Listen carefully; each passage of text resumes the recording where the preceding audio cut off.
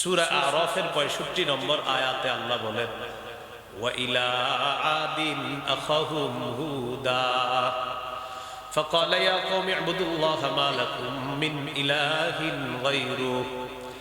আদ জাতির নিকট তাদের ভাই হুদকে পাঠাইলাম, তিনি তাদেরকে দাওয়াত দিলেন, হে আমার সম্প্রদায়, তোমরা আল্লাহর ইবাদত করো, তিনি ছাড়া তোমাদের কোনো ইলাহ নাই। সূরা মুদ আখাহুম সালিহা فقال يا قوم اعبدوا الله ما لكم من إله غيره।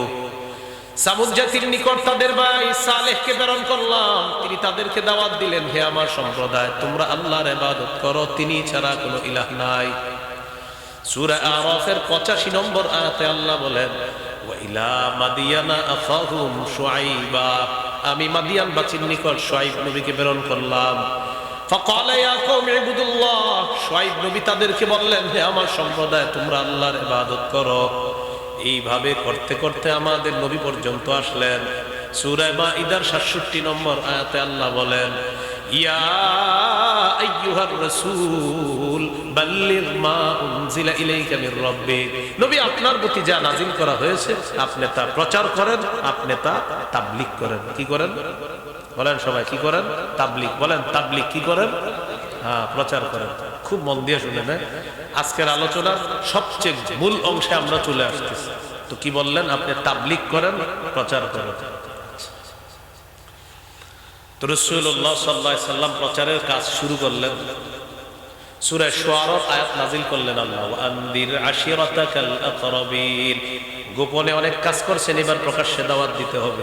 আপনি আপনার নিকটাত্মীয়দেরকে জাহান্নামের ভয় দেখান। সহিহ বুখারীর বর্ণনা 4770 নম্বর হাদিস। সাইদা রাসূলুল্লাহ সাল্লাল্লাহু আলাইহি ওয়াসাল্লাম আলা সাফা, নবী সাফা পাহাড়ের উপর উঠলেন। ওঠার পর আল্লাহ নবী ডাক দিলেন, ইয়া বানি আদি ইয়া বানি ফিহরিন লিবুতুনি কুরাইশিন, কুরাইশের বিভিন্ন এলাকার নাম ধরে ধরে ডেকে বললেন, ও কুরাইশের সম্প্রদায়রা, তোমাদের সাথে আমার কথা আছে, একটু আসো। দলে দলে মানুষ আল্লাহ নবীর কথা শোনার জন্য আসতে লাগলেন।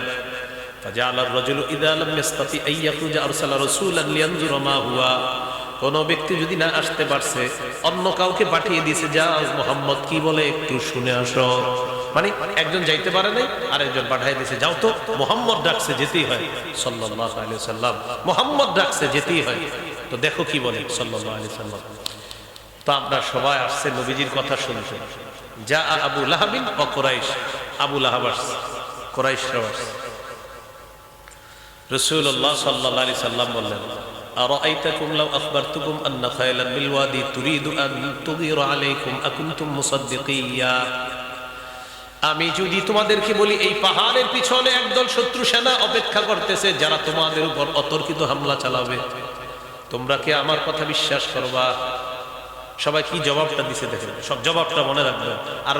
আরেকজন এটা এইভাবে গল্পের মতো বলবে, সবাই জবাবে বলবে, ক্বালু না'আম মা জাররাবনা আলাইকা ইল্লা সিদকা, তোমার কথা অবিশ্বাস করার কি আছে?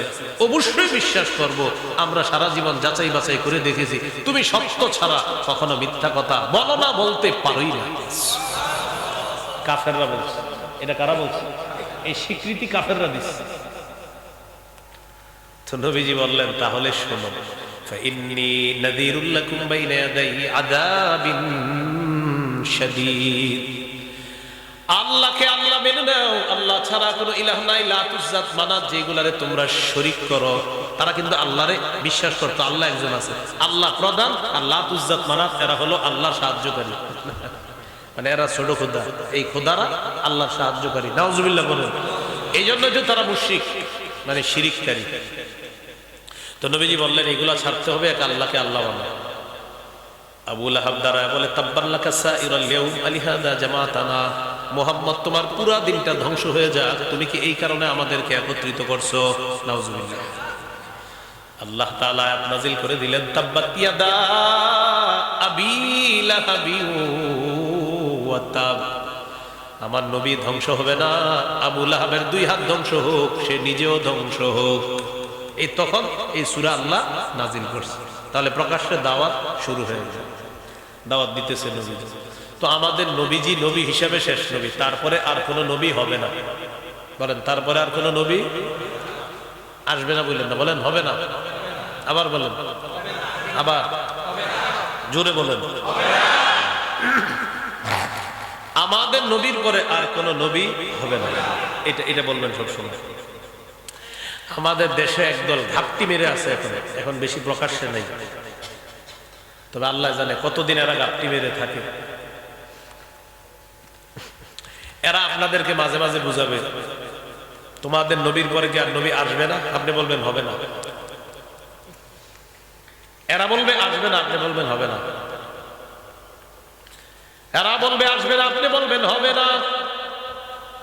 হঠাৎ তারা বলবে ঈসা নবী তো আসবে, আপনি বলবেন আসবে, হবে তো না। যদি বলে আসবে আর হবের মধ্যে পার্থক্য কি, তখন বলবেন প্রতারণা করার কোনো সুযোগ নাই। ঈসা নবী আমাদের নবীর আগে নবী হয়েছেন, নতুন করে তিনি নবী হবেন না।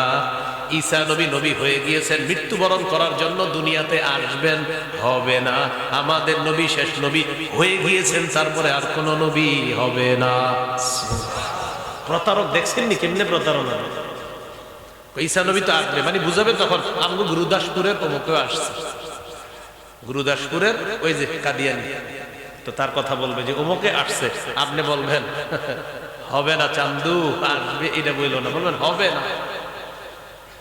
আমাদের নবীর পরে আর কোন নবী হয় নাই, হবে না।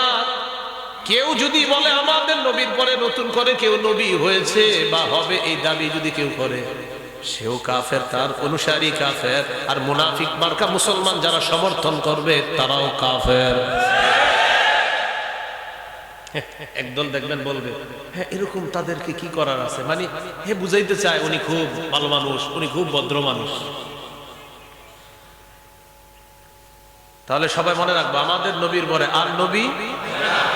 তো প্রতারক বলবে ঈসা নবী আসবে, আপনি বলবেন আপনার সমস্যা কি, আসলে আসলে আপনার সমস্যাটা কি সেটা বলেন। তখন বলবে আপনারে আসে আর হওয়ার মধ্যে পার্থক্য কি ভাই, বলবেন ঈসা নবী আমাদের নবীর আগে নবী হয়ে গিয়েছে, তিনি মৃত্যুবরণ করার জন্য আসবে, আসলে আপনার সমস্যা কি। আল্লাহ আমাদেরকে বুঝার তৌফিক দান করুন। প্রতারকরা বুঝায় ঈসা নবী যেই অর্থে দুনিয়াতে আসবে সেই অর্থে তাগোটাও নাকি দুনিয়াতে আসছে, তাদের যে এভাবে বুঝায়। ওই সূরা আহজাবের ওই যে আপনার 42 নম্বর আয়াতে গিয়ে মা কানা মুহাম্মাদুন আবা আহাদিন মিন রিজালিকুম, অনুবাদ সঠিক করবে তোমাদের মুহাম্মদ সাল্লাল্লাহু আলাইহি সাল্লাম তোমাদের কোনো সাবালক পুরুষের পিতা না, ওয়ালাকিন রাসূলুল্লাহ, তবে তিনি আল্লাহর রাসূল। একটু ঠিক আছে। ও খাতামান নবিয়্যিন, তখন আর অনুবাদ করবে না, আপনার হাতটা ধরে বলবে ভাই একটু ভিতরে আসেন, চা পানি খাই। আপনি বলবেন ইমাম গাজালি বলেছে চা পানি খাওয়ার সুযোগ নাই, ব্যাখ্যার সুযোগ নাই, নবীর পরে নবী নেই। আবার বলেন ইমাম গাজালি বলেছেন খাতামান নবিয়্যিন, এখানে ব্যাখ্যার সুযোগ নাই, মুহাম্মদ সাল্লাল্লাহু আলাইহি সাল্লামের পরে আর কোনো নবী নেই।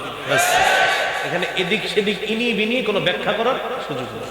তাহলে চাটা খাওয়াইতেছিল বলবেন চাও খামু, পানও খামু, সব খামু, আমগো নবীর পরে নবী নেই, এটা আগে কম। সহিহ বুখারীর বর্ণনা 3535 নম্বর হাদিস, 3535 قال رسول الله صلى الله عليه وسلم إن مثلي ومثل الأنبياء من قبلي كمثل رجل بنى بيتا فأحسنه وأجمله إلا موضع لبنة في زاوية। নবীজি বলেন আমার আর আমার পূর্ববর্তী নবীদের দৃষ্টান্ত হলো এমন এক ব্যক্তির মতো, যে ব্যক্তি একটি ঘর বানিয়েছে, ঘরটা সুন্দরভাবে সাজিয়েছে, ঘরের কোনায় একটা ইটের জায়গা ফাঁকা। বলেন ঘর সমাপ্ত না অসমাপ্ত?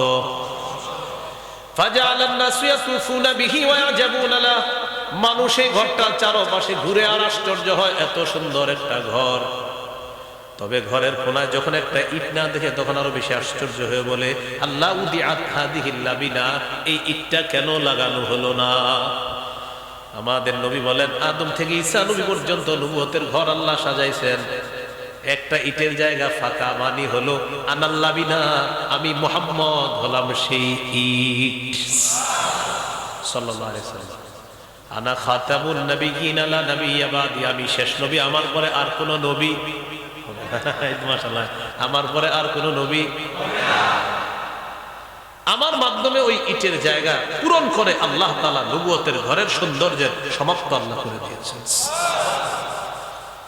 তো এখন কথা হলো, আমাদের নবীর পরে যেহেতু আর কোনো নবী হবে না, এখন নবীর এই তাবলীগের কাজ কারা করবে? সহিহ বুখারী 3461 নম্বর হাদিসে আল্লাহ নবী বলেন, বাল্লিগু আন্নী ওয়ালাউ আয়া, আমার পক্ষ থেকে একটা আয়াত যদি তোমরা জানো, অন্যের কাছে পৌঁছায় দাও, প্রচার করে দাও, তাবলীগ করে দাও, পৌঁছায় দাও, তাবলীগ করো, প্রচার করে দাও, নবীজি বলে দিলেন। এখন কথা হলো, আমরা এটা প্রচার করব কেন? সূরা আলী ইমরানের 110 নম্বর আয়াতে আল্লাহ বলেন, কুনতুম খায়রা উম্মাতিন উখরিজাত লিন-নাস তা'মুরুনা বিল মা'রুফি ওয়া তানহাউনা আনিল মুনকার ওয়া তু'মিনুনা বিল্লাহ। তোমরাই শ্রেষ্ঠ উম্মত, তোমাদেরকে মানুষের কল্যাণের জন্য বের করা হয়েছে। কেন শ্রেষ্ঠ জানো? তোমরা সৎ কাজের আদেশ করবা, অসৎ কাজের নিষেধ করবা, তাই তোমরাই শ্রেষ্ঠ উম্মত। সহিহুল জামে হাদিসের কিতাব বুখারীতে আছে। তাহলে আমাদের কাজ সৎ কাজের আদেশ করা, অসৎ কাজের নিষেধ করা।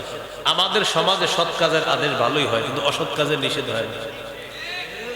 রমজান মাসে আমরা ওয়াজ করি, ভাই রোজা ভাঙবেন না, রোজা রাখেন, রোজা রাখেন, মাশাআল্লাহ ভালো কথা। কিন্তু যে ব্যক্তিটা লাল কাপড় ঝুলায়া ঘন্টার পর ঘন্টা বিরিয়ানি বিক্রি করে, তাকে তো আমরা বাধা দেই না। এই রমজান ওখানে ঠিক থাকবে? হুজুর পুরা গঠন করবেন, টিম গঠন করবেন না, এই ফাইজলামের সুযোগ নেই। ইস মুসলমান কান্ট্রিতে রমজান মাসে দিনের বেলা বিরিয়ানি বিক্রি করবে, এই জাতীয় আর সুযোগ দেওয়া হবে না। এই মাঠে ঠিক না বাইরেও ঠিক? আচ্ছা, তাহলে সৎ কাজের আদেশ রোজা রাখা, অসৎ কাজের নিষেধ রোজা রেখা। দিনের বেলা বিরিয়ানি বিক্রি করা যাবে না, এই যে লাল কাপড় লাগায়া রোজাদার তোমরা অন্যদেরকে খাওয়াবা, এটা হবে না। এই অসৎ কাজের নিষেধ করতে হবে। মানুষকে আমরা নামাজের কথা বলি, সৎ কাজের আদেশ করলাম, কিন্তু যারা ঘন্টার পর ঘন্টা দাঁড়িয়ে দাঁড়িয়ে প্রতি বলে প্রতি ওভারে জুয়া খেলতেছে, তাদেরকে কয়জনে বাধা দিচ্ছে? প্রতি ওভারে ওভারে বলে বলে এই ওভারে 10 হবে, এই ওভারে 15 হবে, আর জুয়া খেলতেছে। আপনাদের এদিকে না থাকলেও বাংলাদেশে আছে এই জুয়া খেলে। এই যে জুয়া খেলে, এটা নিষেধ করতে হবে। এই যে জুয়া খেলা, এটা আপনি নিষেধ করতে হবে। কেন? আল্লাহ তাআলা বলেন, ইন্নামাল খামরু ওয়াল মাইসিরু ওয়াল আনসাবু ওয়াল আজলাম রিজসুম মিন আমালিশ শাইতান। বলেন জুয়া, বলেন জুয়া নাপাক। আবার জুয়া নাপাক, সবাই জুয়া নাপাক। এখন যে নাপাক কাজটা করতেছে, তারা আমরা বলি ভাই নামাজে চলেন, ঠিক আছে, তো ভাই জুয়া খেলেন না, এটা কয়জনে কইছে? তাহলে অসৎ কাজের নিষেধ করতে হবে। قال رسول الله صلى الله عليه وسلم من رأى منكم منكرا فليغيره بيده فإن لم يستطع فبلسانه فإن لم يستطع فبقلبه وذلك أضعف الإيمان। তোমাদের মধ্যে কেউ যখন অপছন্দনীয় কাজ দেখবা, শরীয়ত বহির্ভূত কাজ দেখবা, হাত দিয়ে বাধা দিবা। যখন বাৎসরিক কোনো অনুষ্ঠান দেখবা, যে অনুষ্ঠানের মধ্যে শিরিক হয়, যদিও সেটা নারায়ণগঞ্জে হয়, চেষ্টা করবা হাত দিয়ে বাধা দিবা। কি হয়? শিরিক, বাৎসরিক। নারায়ণগঞ্জে যদিও হয় না, এমনি পৃথিবীতে হয় আর কি, বাৎসরিক কিছু শিরিক হয়। কি শিরিক? বাৎসরিক শিরিক। জি, আপনারা চুপ থাকেন না। বাংলাদেশে এটাও অবস্থানে মাশাআল্লাহ ভালো অবস্থান আছে নারায়ণগঞ্জ শিরিকের। আমরা কি মনে করছি আমি জানি না যে মাজার বেশি? ঘরে ঘরে ঝগড়া লাগে, আরেকটা মাজার, ঝগড়া লাগেই তো মাজার একটা হয়। এখানে কিসের? ওনার একটু মাটির সোয়াই না বানাই গেছে। আমরা আল্লাহর ওলির বিরুদ্ধে না, আমরা কবরের বিরুদ্ধে না, আল্লাহর ওলির বিরুদ্ধে না, আমরা আল্লাহর ওলির কবরের বিরুদ্ধে না। কিন্তু আল্লাহর ওলির কবরকে কেন্দ্র করে শিরিক যদি হয়, বেদাত যদি হয়, গাজার আসর যদি হয়, গান জুট্টিরা যদি সেখানে আসর করে, সেখানে যদি মেলা বসানো হয়, সেই শিরিক, সেই গাজা, সেই মেলা, সেই গাঞ্জার আসরের বিরুদ্ধে আগেও ছিলাম, এখনো আছি, সব সময় থাকবো। আমরা আল্লাহর ওলির বিরুদ্ধে? আমরা কি কবরের বিরুদ্ধে? না। এখন লাল কাপড় পরে একদল মিছিল করলো, আল্লাহর ওলির দুশমনেরা হুঁশিয়ার সাবধান। মিছিলটা সুন্দর হলো না, বলা উচিত ছিল গাঞ্জাখোরদের দুশমনেরা হুঁশিয়ার সাবধান, যে শিরিকের দুশমনেরা হুঁশিয়ার সাবধান। আপনি বলবেন ভাইয়া আপনি এইভাবে বলেন স্লোগানটা, শিরিকের দুশমনেরা হুঁশিয়ার সাবধান, বেদাতের দুশমনেরা হুঁশিয়ার সাবধান, গাঞ্জার দুশমনেরা হুঁশিয়ার সাবধান, মেলার দুশমনেরা হুঁশিয়ার সাবধান। এবার সঠিক স্লোগানটা শিখিয়ে দিয়ে বলবেন এবার ঠিক আছে, আসলে আমরা শিরিকের বিরুদ্ধে, আসলে বেদাতের বিরুদ্ধে, আপনাকে স্লোগান ঠিক আছে। আমরা আল্লাহর ওলির বিরুদ্ধে না, আল্লাহর ওলির কবরের বিরুদ্ধে না, কিন্তু আল্লাহর ওলির কবরকে কেন্দ্র করে যারা শিরিক করবে, নারায়ণগঞ্জের উলামায়ে কেরাম সুযোগ যে শিরিক করতে দেওয়া হবে না এই ব্যাপারে সবাই একমত হতে হবে। এটা কঠিন ভূমিকা নিতে হবে না, শিরিক করতে দিয়েন না, আপনারা শিরিক করতে দিয়েন না। কি আশ্চর্য, এক জায়গায় গেছেন, এটা নাকি আবার এখন পিছন থেকে বের হতে হবে সেখান থেকে, মানে এইভাবে বের হতে হবে, এইভাবে, মানে সামনে গেছেন দেখতে, এখন এইভাবে আসতে হবে। হ্যাঁ, ফাইজলামি কথাবার্তা না। তো যাই হোক ভাই, বুঝার চেষ্টা করবেন।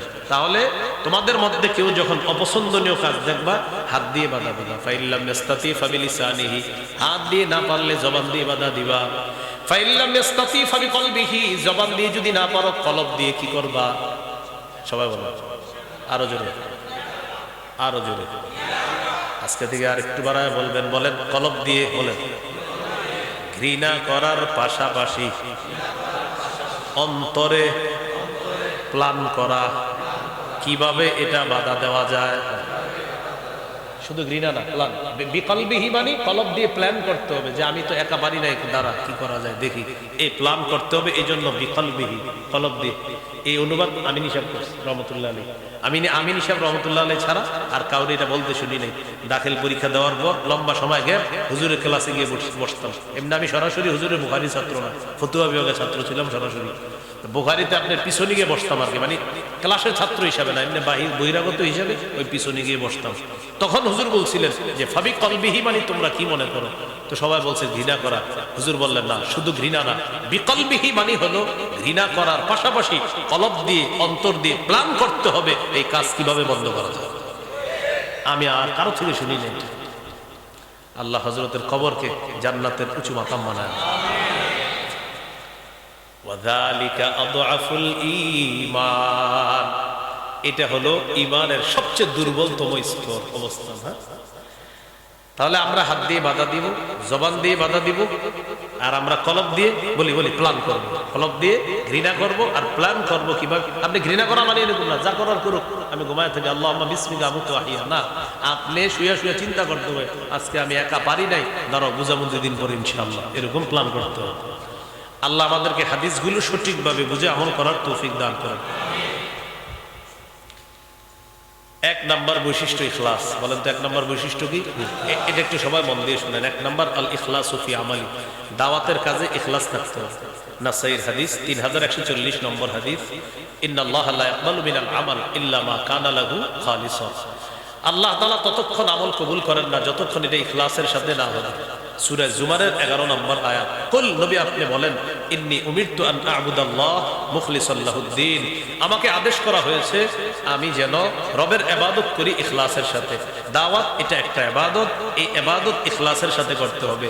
মুবাল্লিগ, ইসলাম প্রচারক, দাঈ, ওয়াইজ, খতিব, বক্তা, আলোচক, সবার জন্য এটা ইখলাস থাকতে হবে। দুই নাম্বার, আইয়াতাকিদ আন্নাহু ওয়ারিসুন বিদাওয়াতিহি ইলাল্লাহ লিনবিয়িহি মুহাম্মাদিন সাল্লাল্লাহু আলাইহি ওয়াসাল্লাম, যিনি দাওয়াত দিবেন তিনি এটা বিশ্বাস করা আমি মুহাম্মদ সাল্লাল্লাহু আলাইহি সাল্লামের একজন ওয়ারিস, আমি নবীজির কথাগুলা যতটুকু জানবো ততটুকু অন্যের কাছে বিশ্বস্ততার সাথে আমি পৌঁছিয়ে দিব। দুই নাম্বার, এই বিশ্বাস করা। এখন কষ্ট নিয়ে আমাকে একটু বলেন, ওয়াজের মঞ্চে বসে আমি আপনাদেরকে মিথ্যা কথা বলে আধা ঘন্টা হাসাইলাম, কয় ঘন্টা? এটা আমি কোন ওয়ারিসের কাজ করলাম? এখানে আপনারা যদি 1000 মানুষ থাকেন, 1 মিনিট ওয়াজ করে যদি আজকে আমি চলে যাইতাম, 1 মিনিটকে 1000 যোগ করলে কত হবে? 1000। 1 মিনিট কয় হাজার মিনিট হবে? 1000। আমি 1 মিনিট ওয়াজ করে চলে গেলে কিয়ামতের ময়দানে আল্লাহ আমাকে ধরবে, তুমি 1 মিনিট বয়ান করছো কিন্তু আমার বান্দা ছিল 1000। এখন 1 মিনিট করে তুমি বয়ান করছো মানে আমার 1000 বান্দাকে বয়ান করছো, তাদের 1000 মিনিটের হিসাব আমাকে দাও। বয়ান করছি 1 মিনিট, ওই যে আপনার এই প্রত্যেকের মিনিটের হিসাব আমি রবের কাছে দিতে হবে। তাহলে 1000 এ 10 মিনিট করেন, 10,000 মিনিটের হিসাব। এই জন্যই মাইকের সামনে যারা বসবো খুব সতর্ক। তিরমিজি 2616 নম্বর হাদিস, হাল ইয়াকুবুন নাস ফিন নারি আলা ওয়াজুহিহিম আও আলা মানাফিরহিম ইল্লা হাসাইদু আলসিনাতিহিম, বেশিরভাগ মানুষ জিহ্বা, শুধু জিহ্বার অপরাধের কারণে মাথা নিচে পা উপরের দিকে দিয়ে তাকে জাহান্নামে নিক্ষেপ করা হবে, শুধু জিহ্বার অপরাধে। তিরমিজি 2406 নম্বর হাদিস। উকবা ইবনে আমির নবীজি প্রশ্ন করলেন, হুজুর মুক্তির উপায় কি? নবী বললেন, মুক্তির উপায় তিনটা। এক নাম্বার, আমসিক আলাইকা লিসানাক, জিহ্বা নিয়ন্ত্রণ করবা। দুই নাম্বার, ওয়ালিয়াসাকা বাইতুক, তোমার ঘর যেন তোমার জন্য প্রশস্ত হয়। তিন নাম্বার, ওয়াবকি আলা খাতিআতিক, তুমি গুনাহের উপর কান্নাকাটি করবা। এখানে দেখেন এক নাম্বার বলছে জবান নিয়ন্ত্রণ করো, এটা মুক্তির উপায়। as-silsilatus sahiha 27 নম্বর হাদিস, 2700 নম্বর হাদিসের বর্ণনা, জাবের রাদিয়াল্লাহু তাআলা আনহু বর্ণনা, নবী বলেন, ইন্না রাব্বাকুম ওয়াহিদ, তোমাদের রব একজন। ওয়া ইন্না আবাকুম ওয়াহিদ, তোমাদের পিতা একজন, মূল পিতা মানে আদম নবী। আলা লা ফাদলা লি আরাবিয়্যিন আলা আজামিয়্যিন ওয়ালা লি আজামিয়্যিন আলা আরাবিয়্যিন ওয়ালা লি আহমারা আলা আসওয়াদা ওয়ালা লি আসওয়াদা আলা আহমারা ইল্লা বিত্তাকওয়া। শোনো, তোমাদের মধ্যে আরবের উপর অনারবের শ্রেষ্ঠত্ব নাই, অনারবের উপর আরবের শ্রেষ্ঠত্ব নাই, সাদা মানুষের উপর কালো, কালো মানুষের উপর সাদা মানুষের শ্রেষ্ঠত্ব নাই। তাকওয়া যার বেশি হবে সে আল্লাহর কাছে শ্রেষ্ঠ হবে। শেষে নবী বলেন, হাল বাল্লাগতু, ও আমার উম্মত, আমি কি পৌঁছায় দিছি? আমার তাবলীগ, আমি তাবলীগ করেছি? সবাই বললেন জি করেছেন। নবী বললেন, ফাল্লিবাল্লিগিশ শাহিদুল গায়বা, উপস্থিত যারা আছো অনুপস্থিতদের কাছে প্রচার করবা, পৌঁছিয়ে দিবা। মুবাল্লিগ হওয়ার দায়িত্বটা নবী সকলকে দিয়ে দিলেন, তাবলীগের দায়িত্ব সকলকে দিয়ে দিলেন। তাহলে আমি যে তাবলীগের কাজটা করব, আমার মনে রাখতে হবে আমি একজন নবীর ওয়ারিস হিসাবে এই কাজ করব।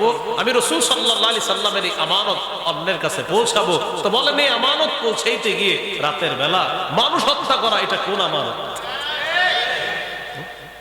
কষ্ট নিয়ে আপনারা একবার করলেন হত্যা 18তে, আবার হত্যা করলেন, মানুষ হত্যা, এটা কোন আমানত বলেন?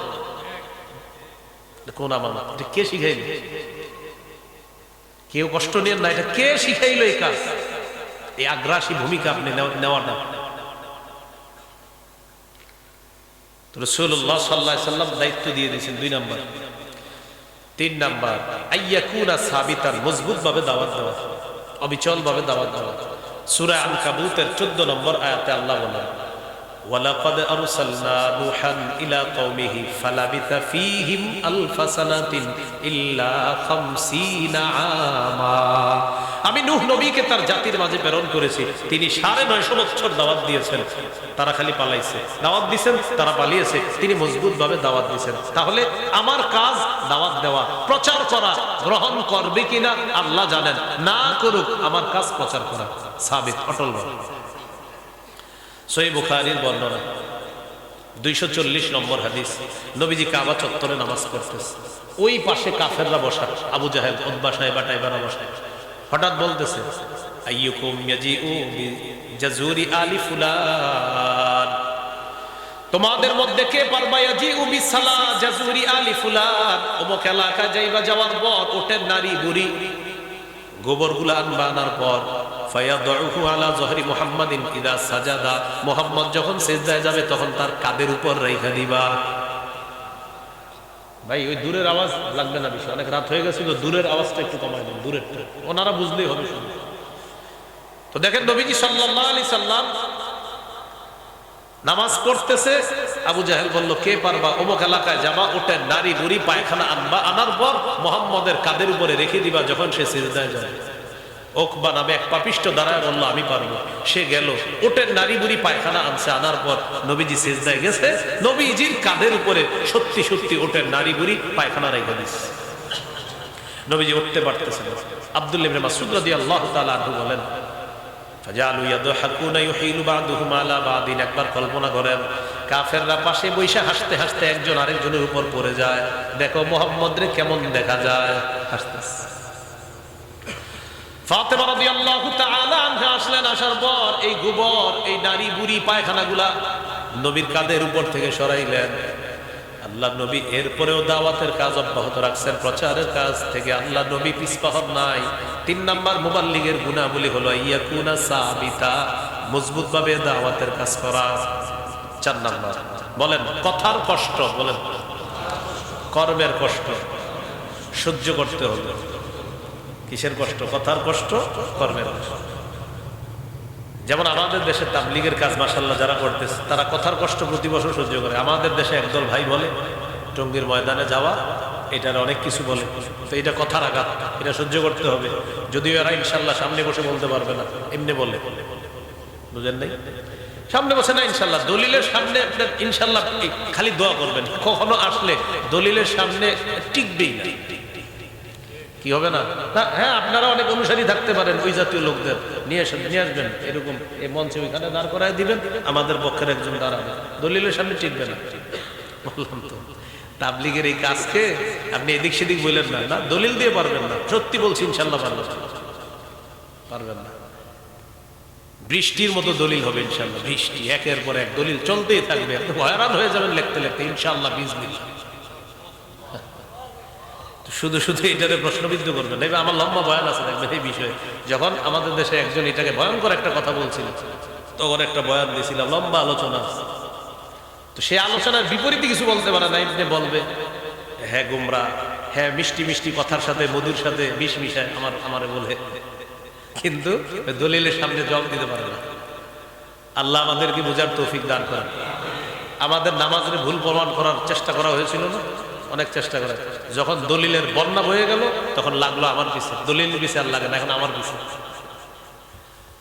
আবার পিছে লেগে লাভ নাই। দলিল দলিল কোরআন সুন্নাহ, বাস আর কোরআন সুন্নাহ নিয়ে আসে, এটা ইনশাআল্লাহ। তো বলছিলাম হানাফি ফিক যারা অনুসরণ করেন, এটা আপনারা কখনো মনে এটা আনবেন না হানাফি ফিক অনুসরণ করেন মানে আপনি সঠিকভাবে আছেন।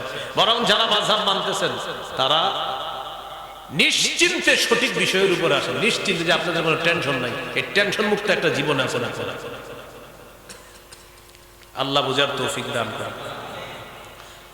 তো কথার কষ্ট সহ্য করতে হবে, কর্মের কষ্ট সহ্য করতে হবে।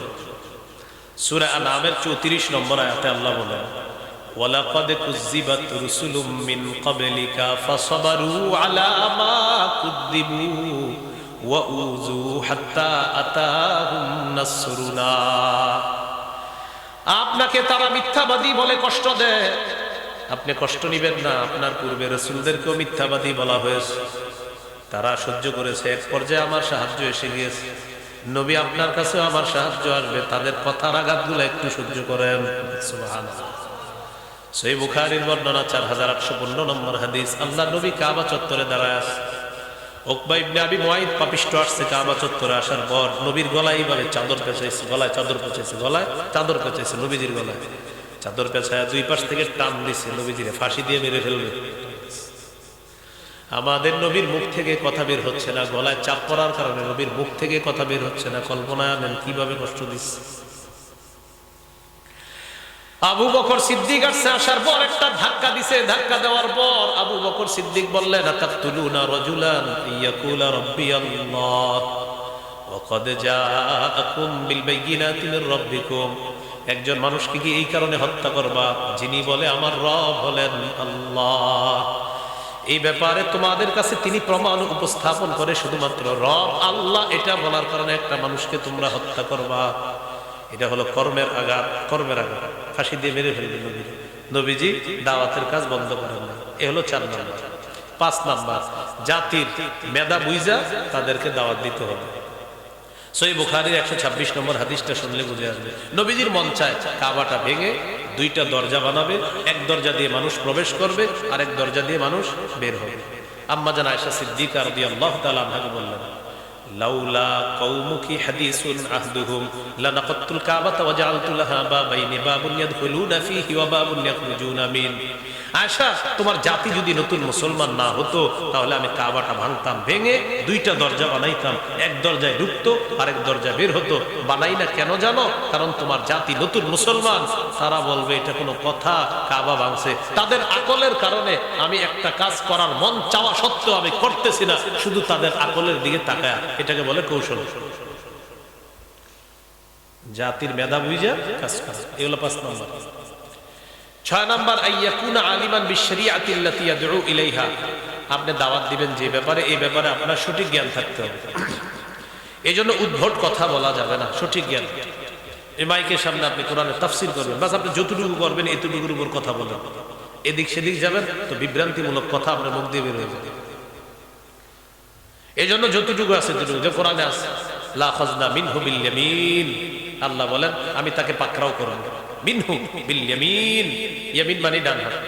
এখন কেউ যদি বলে যে বাম হাতের চেয়ে ডান হাত বেশি শক্তিশালী, তা আল্লাহ এই জন্য ডান হাত বলছে, আরে নাউজুবিল্লাহ, আল্লাহর আবার শিমাল আর ইয়ামিন আছে নাকি? আল্লাহর ইয়ামিন ও ইয়ামিন, শিমাল ও ইয়ামিন, আল্লাহর ইয়ামিন ও ইয়ামিন, শিমাল ও ইয়ামিন। হ্যাঁ, এখানে নাউজুবিল্লাহ উদ্ভট তাফসীর করা হচ্ছে যে বাম হাতের চেয়ে ডান হাতের শক্তি না, রবই শক্তিশালী। রবের আবার ডান বাম কি? রবের সব শক্তিশালী। এখানে আপনি একটার চেয়ে আরেকটা শক্তি পান, জেনে শুনে তাফসীর করতে হবে, না হয় উল্টা পাল্টা কথা বলবেন। তো যে বিষয়ে দাওয়াত দিবেন এই বিষয়ে জ্ঞান থাকতে হবে। এখন আপনি ইমানে কিনের কথা বলবেন, গাছতের আদব বলবেন, এগুলো আপনি সঠিকটা যাই না বলতে হবে, যতটুকু জানেন অতটুকু বলবেন। তো হুজুর এটা জানবো কার থেকে? আলেমদের কাছ থেকে, সোজা হিসেবে। তো আলেমদের কাছ থেকে আমরা জানবো, এই জন্য আলেমদের তত্ত্বাবধানে আসতে হবে। বাস, বুঝে আসুক না আসুক, লাখ লাখ আলেম ভুল করতে পারে না, তারা যেটাকে সঠিক বলতেছে এটাই সঠিক, এটা মেনে নেওয়া সৌভাগ্যের লক্ষণ, না মানা পথভ্রষ্টতার লক্ষণ। এটাই সোজা হিসেবে। সূরা বনী ইসরাঈলের 36 নম্বর আয়াত আল্লাহ বলেন, ইন্নাস সামআ ওয়াল বাসারা ওয়াল ফুআদা, কান, চোখ, অন্তর, এগুলোর ব্যাপারে জিজ্ঞাসা করা হবে। তাহলে আমি যেই ব্যাপারে কথা বলবো এটাও জিজ্ঞাসা করা হবে। সূরা ইয়াসিনের 65 নম্বর আয়াত, আল-ইয়াওমা নাখতিমু আলা আফওয়াহিহিম ওয়া তুকাল্লিমুনা আইদিহিম ওয়া তাশহাদু আরজুলুহুম বিমা কানু ইয়াকসিবুন। আজ আমি তাদের মুখে মোহর মেরে দিব, তাদের হাত কথা বলবে, তাদের পা সাক্ষী দিবে। সূরা হামিম আস-সাজদা 20-21 নম্বর আয়াত আল্লাহ বলেন, হাত্তা ইদা মা জাউহা, যখন তারা আগুনের সামনে আসবে, শাহিদা আলাইহিম সামউহুম, তাদের কান সাক্ষী দিবে, ওয়া আবসারুহুম, তাদের চোখ সাক্ষী দিবে, ওয়া জুলুদুহুম, তাদের চামড়া সাক্ষী দিবে, চামড়া। ওয়াকালু লিজুলুদিহিম লিমা শাহিদতুম আলাইনা, তারা বলবে, কিরে চামড়া, তুই আজকে সাক্ষী দিলে আমাদের বিরুদ্ধে?